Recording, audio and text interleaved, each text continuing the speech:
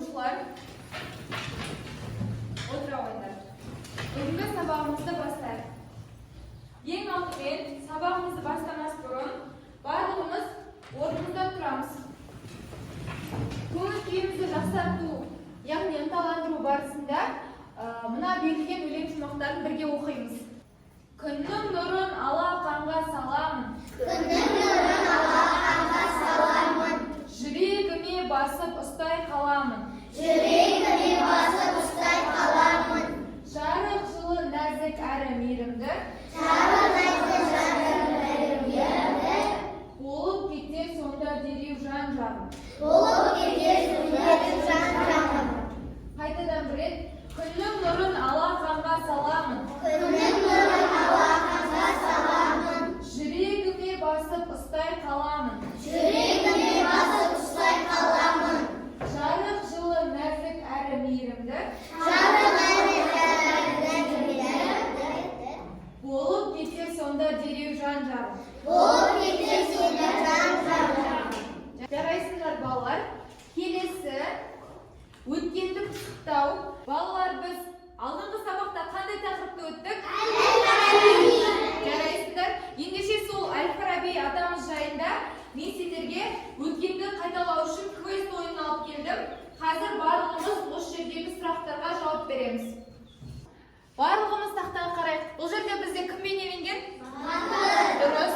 Ендеше біз сол батырды қазір өзінің сарайына жеткізуіміз керек. Ал ендеше бастайық. Бастау. Батырмасын бастым. Көпірден өту керек дейді. Біз қалай өтеміз көпірден? Көпірмен өтеміз бе, әлде жүзіп өтеміз бе? Көпірден. Ендеше көпірмен өтуді басайық. Қарайықшы балалар, бұл жерде бізде не белгіленген? Айдаһар. Айдаһар, бұл Айдаһардың көпірі екен. Айдаһар айтады: "Бұл менің көпірім, көпірден өту үшін сұрақтарға жауап бер" дейді. Сұрақтарға жауап береміз бе? Ендеше сұрақ дейді. Әбу-Насыр әл-Фараби деген кім? Кім айтады? Жанболат аталады. Адамзаттың екінші ұстазы. Жарайсың. Отыра қой. Дұрыс. Тексерейік. Дұрыс па екен?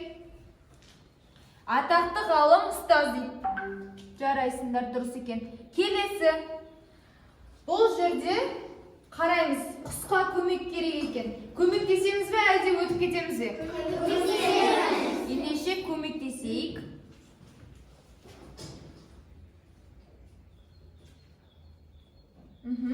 Рахмет, сұраққа жауап берші дейді. Сұрағын, ендеше құстың сұрағын тыңдайық. Әбу-Насыр әл-Фараби қай жерде дүниеге келген? Әли-Насыр айта ғой. Әбу-Насыр әл-Фараби Отырар қаласында туылған. Дұрыс. Келесі. Алдымызда балалар не бейнеленген? Үңгір тұр дейді. Үңгірге кіреміз бе, әлде өтіп кетеміз бе? Кіріп көрейік, иә? Ішінде кім бар екен? Бастым. Аю бар екен. Бұл менің үңгірім, кету үшін сұраққа жауап бер дейді. Аюдың сұрағын тыңдайық. Әбу-Насыр әл-Фарабидің әкесі кім болған? Әбу-Насырдың әкесі әскери қолбасшы болған. Сіздер тексеріп көрейік. Дұрыс, қолбасшы болған дейді. Ендеше жалғастырамыз ба? Жалғастырайық. Алдымызда бақа тұр екен, иә? Бізде екі нұсқа берілген. Бургерді бақаға береміз бе, әлде бақамен сөйлесеміз бе? Бургерді бақаға беріп көрейік. Не болады екен?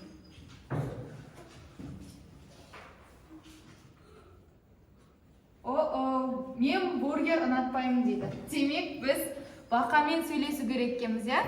Бақа бізде бургер жемейді. Бақамен сөйлесейік. Не дейді екен?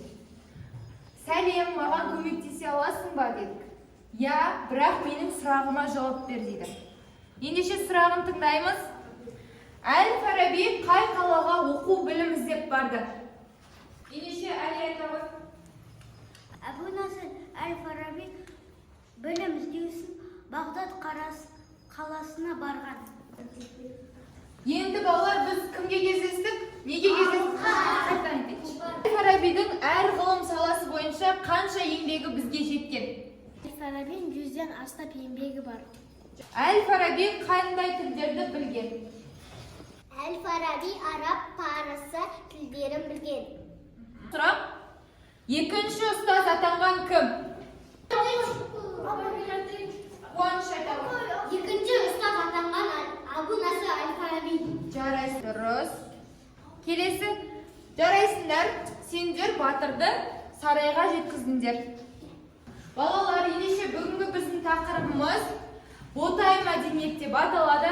Барлығымыз 26-шы тақырыпқа қараймыз. Балалар, барлығымыз 25-ші сабаққа қараймыз. Бабаларымыздың жылқы түлігін қолға үйретуі және де Ботай мәдениеті дейді. Осы сабағымызды ең алдымен біз бейнеролик арқылы бастап алайық. Ботай мәдениеті қай кезеңнің тұрағы? Қазақстан жерінде бірнеше мыс тас ғасырының ескерткіштері сақталып бізге жеткен. Соның бірі Қазақстанның солтүстігіндегі Энеолит мыс тас ғасырының ең ірі ескерткіштерінің Жарес пен Ертіс арасында көп кездеседі.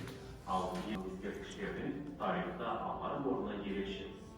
Ботай мәдениеті шамамен біздің заманға, оның ішінде жылқы шаруашылығына ерекше. Жанболат айта ғой. Ботай мәдениеті туралы айтылған. Жарайсың. Ботай мәдениетінің адамдары қандай жануарды игерген екен? Дұрыс. Али айта ғой. Жылқының пайдаланған. Дұрыс. Міне, бұл жерде бізде осы Ботай мәдениетінің адамдары пайдаланған аттың ауыздығы бейнеленген. Одан басқа қыш ыдыстар пайдаланған. Сен жылқының басқа үй жануарларынан кейін қолға археолог ғылымдар солтүстік Қазақстан климат жылы әрі ылғалды болды.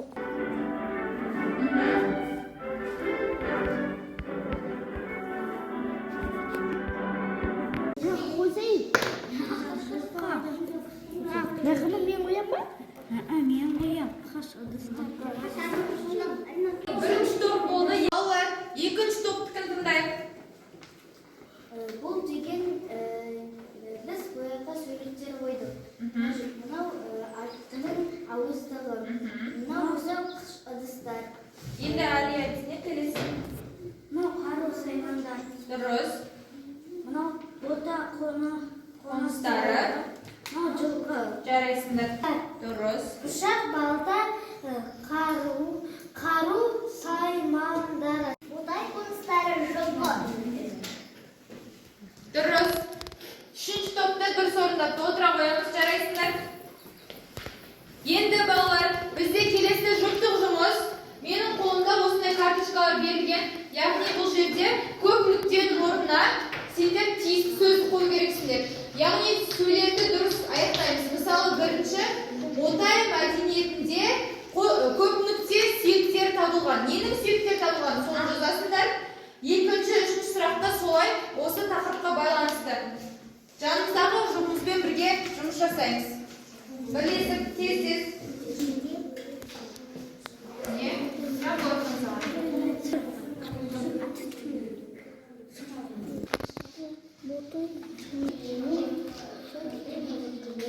Бүгін біз қандай тақырыпты өттік? Мектеп кезінде 70 мың жылқы сүйегі табылды. Жарайсың, дұрыс. Келесі, Яшық, кім таңдайды? Қайсар? Ботай мәдениетінің адамдары жылқыны қолға үйреткен. Жарайсың, дұрыс.